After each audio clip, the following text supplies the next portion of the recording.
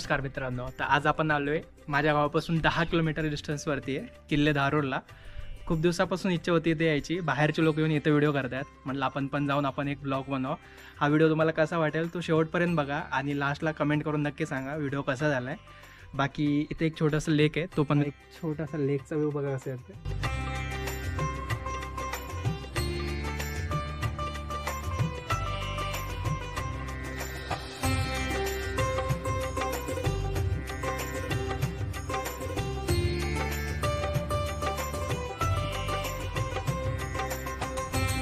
चला तर मग आता आपण किल्ल्याच्या आतमध्ये प्रवेश करू. सोबतच किल्ल्याचा जो इतिहास आहे मी तुम्हाला थोडक्यात सांगण्याचा प्रयत्न करेल.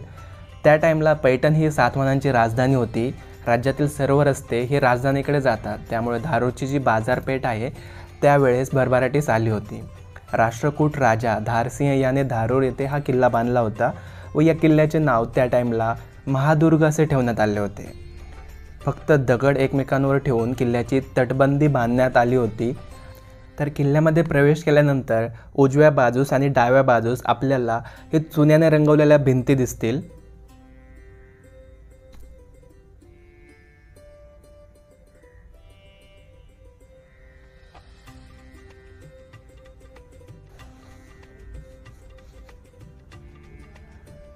हे सुंदर दृश्य पाहून झाल्यानंतर आपण निघालो दुसऱ्या प्रवेशद्वाराकडे.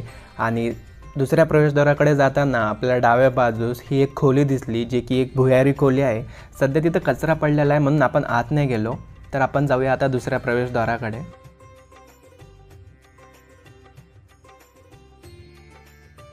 किल्ल्याचा समोरील बाजूस सपाट जमीन तर बाकी 3 बाजूला खोल दरी आहे. त्यामुळे हा किल्ला भुईकोट आणि गिरदुर्ग या दोन्ही प्रकारात जातो.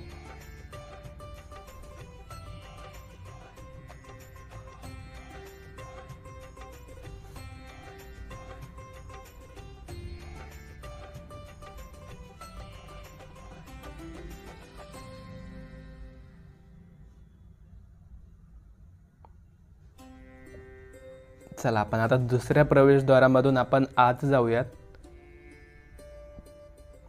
दुसऱ्या प्रवेशद्वारामधून आत गेल्यानंतर डाव्या आणि उजव्या बाजूस 2 देवळं आहेत, जे की सैनिकांना पहारा देण्यासाठी किंवा आराम करण्यासाठी बनवलेले आहेत. त्यामधील जी डाव्या बाजूस जी देवळी होती ती थोडीशी पडलेली आहे.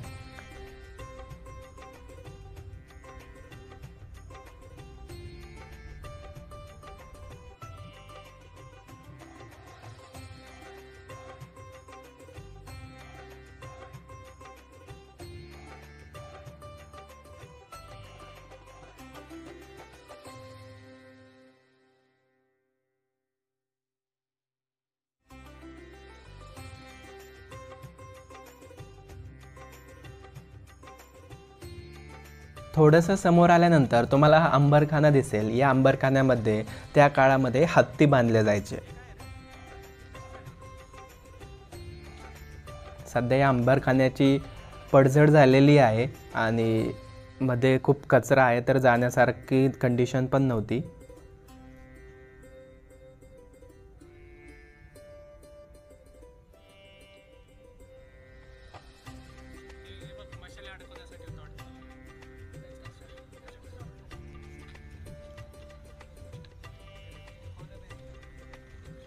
आणि ही खोलदरी तुम्ही पाहू शकता इथून.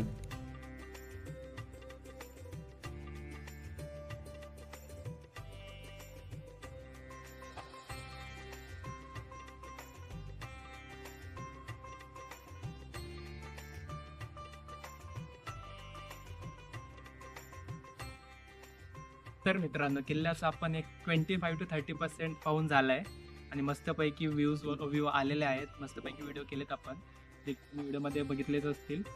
आणि सोबतच या साईडला खूप खोल आहे, तुम्ही पाहू शकता. इकडं पूर्ण खाली आहे. जर चुकून इथून जर माणूस कोण खाली पडलं तर वाचण्याची शक्यता एकदम 1% पण नाही आहे. त्यामुळं येताना जरी असं साईडला जरी थांबलात तरी व्यवस्थित थांबा.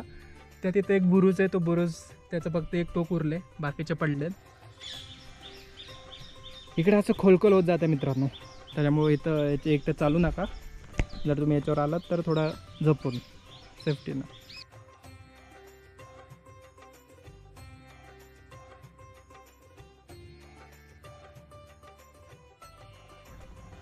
राष्ट्रकूट राजा गोविंद तिसरा याच्या एका दानपत्रात धारवर अशी नोंद केलेली आहे. त्यानंतर चालुक्य, देवगिरीचे यादव यांची सत्ता या प्रदेशावर होती. यादवांचा शेवट झाल्यावर बहामनी काळात धारूर हे व्यापारी केंद्र बनले. ज्यावेळी हा किल्ला आदिलशाहीत आला तेव्हा 1567 साली याच किल्ल्याचे म्हणजे महादूर किल्ल्याचे दगड वापरून नवीन किल्ला बांधला गेला. तोच म्हणजे आजचा हा किल्ले धारूर. हे मेन गेट आहे. इथून आपण पहिले आतमध्ये आलो. ते वाला दुसरं गेट.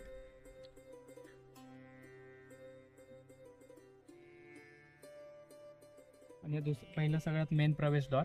त्याच्यावरती आपण इथे आणि इथे एक बुरुज आहे. तर आपण बुरुजावर जाऊया आणि बुरुजावरून कसा व्ह्यू येते तो मी तुम्हाला दाखवतो.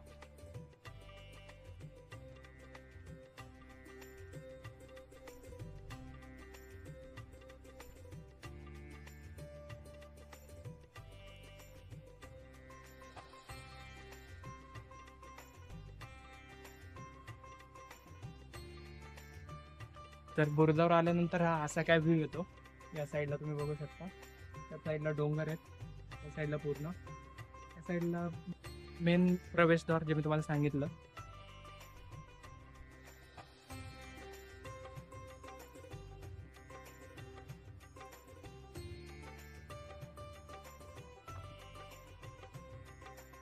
बीडपासून कमीत कमी 50-60 किलोमीटरवरती हा किल्ला आहे. आणि तुम्ही जर अंबाजोगाई साईडनं आलात तर 40 किलोमीटर केज आणि तिथून हे 20 किलोमीटर म्हणजे दोन्हीकडून 60-70 किलोमीटरच्या जवळपास हा किल्ला आहे.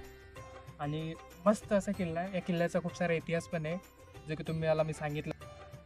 आणि हा माझ्या गावापासून 7 ते 8 किलोमीटरच्या डिस्टन्सवरती आहे. आणि पहिल्यांदा हा किल्ला पाहायला आलो. तर जे पण इथं जवळपास राहत आहेत, ज्यांना केजला राहत आहेत किंवा धारूर वडवणी, त्यांना एकदम जवळपास हा किल्ला आहे.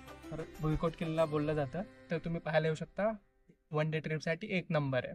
बाकी जर तुम्हाला व्हिडिओ आवडला असेल तर नक्की लाईक करा, चॅनलला सबस्क्राईब करा आणि नेक्स्ट व्हिडिओ कुठला बनवून हा व्हिडिओ कसा झाला याची पण कमेंट करून सांगा.